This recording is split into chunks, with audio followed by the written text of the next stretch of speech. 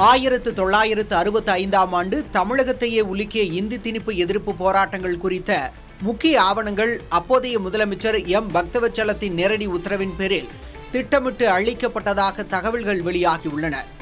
இந்த விவகாரம் குறித்து தி இந்து ஆங்கில நாளிதழ் சிறப்பு கட்டுரை ஒன்றை வெளியிட்டுள்ளது.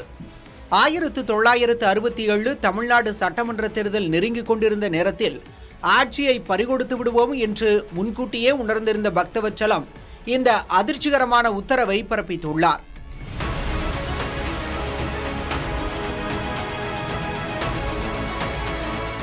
திமுகவின் மு. கருணாநிதி கைது செய்யப்பட்டு பாளையங்கோட்டை சிறைக்கு அழைத்துச் செல்லப்பட்டது மற்றும் அவரது உடல்நிலை குறித்த அறிக்கைகள் அளிக்கப்பட்டன.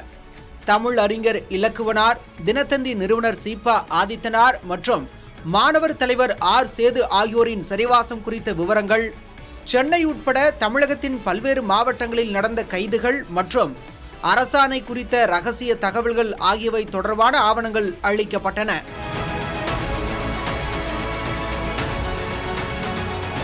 தேர்தலில் வென்று திமுக ஆட்சிக்கு வந்தவுடன் இந்த ஆவணங்கள் அளிக்கப்பட்டது குறித்து 1967 மார்ச் 31 அன்று அப்போதைய தலைமைச் செயலரிடம் அன்றைய முதல்வர் அண்ணாதுரை விளக்கம் கோரினார்.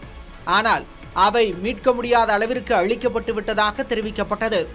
இந்த ஆவண அளிப்பு குறித்து சட்டமன்றத்தில் நீண்ட விவாதம் நடைபெற்றது.